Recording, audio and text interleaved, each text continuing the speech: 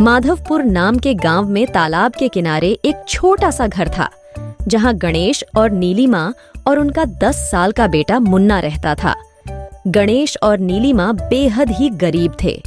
आर्थिक स्थिति अच्छी न होने के कारण वे दोनों मुन्ना की जरूरतों को पूरा नहीं कर पा रहे थे, पर वे दोनों मुन्ना पर आश लगाए बैठे थे कि एक दिन मुन्ना पढ़ लिख कर बड़ा आदमी बनेगा और उनकी सारी तकलीफें दूर हो जाएगी। माँ बाप की इस सोच से विपरीत मुन्ना हमेशा अपनी गरीबी पर अफसोस करता था और इन सब का कारण अपने माँ बाप को मानता था, जिसके कारण उसका मन पढ़ाई में भी नहीं लगता था। वह हमेशा अपने ही ख्यालों में खोया रहता था। वह किसी भी वस्तु को दूसरों के पास देखता तो ख्यालों में सोचने लगता, काश ये चीजें मेरे पास होती। इस तरह उसने अपनी एक अलग ख्यालों की दुनिया बना ली थी। एक दिन मुन्ना सोया हुआ था, तब उसे सपना आया। सपने में उसने देखा कि उसे एक जादुई छड़ी मिल गई है और वह उस छड़ी से कुछ मांगने पर सच हो रहा है। यह देख मुन्ना नींद से जागा और जल्द ही स्कूल के लिए निकल पड़ा। रास्ते भर वह जादुई छड़ी ढूंढते ढूंढते स्कूल पहुंच गया। वह उदास हो गया था क्योंकि उसे कोई छड़ी नहीं मिली। दोपहर हो गई और मुन्ना स्कूल से घर की ओर चल पड़ा। चलते चलते उसे एक पेड़ के नीचे एक अंगूठी मिली। उसकी खुशी का कोई ठिकाना नहीं रहा और वह दौड़ते हुए घर पहुंच गया। गणेश और नीलिमा घर पर नहीं थे। इसका फायदा उठाकर मुन्ना ने अंगूठी से कहा, ये जादुई अंगूठी, मुझे बेहद भूख लगी है, मुझे खाने में समोसा और जलेबियाँ ला दो। इतना कहते ही उसके सामने समोसे जलेबी आ गई। मुन्ना बेहद खुश था क्योंकि उसका सपना सच हो रहा था, पर यह बात उसने अपने माँ बाप को नहीं बताया। वह सबसे छुपते छुपाते अपनी ख्वाहिशों को पूरा कर रहा था।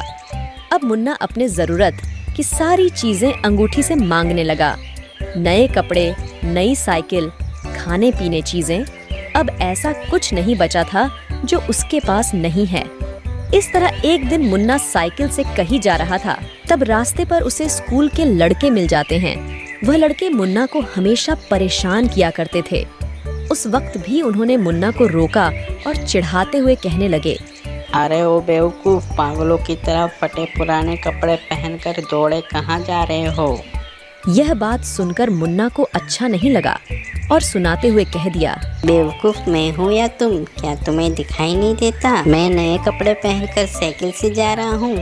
यह सुन सारे लड़के हंसने लगे और कहने लगे, हाँ सेठ जी, हमें माफ कर दीजिए, बेवकूफ हम हैं कि तुम? अब तो हमारा मोती ही बताएगा। इतना कहकर उन लड़कों ने कुत्ते को मुन्ना के पीछे छोड़ दिया। कुत्ते से डरकर मुन्ना वहाँ से भागा।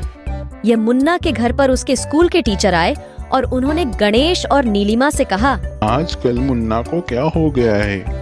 उसका व्यवहार कुछ बदला बदला सा है। फटे कपड़े पहन कर आता है और खाली टिफिन तो ऐसे खाता है जैसे 56 भोग खा रहा हो।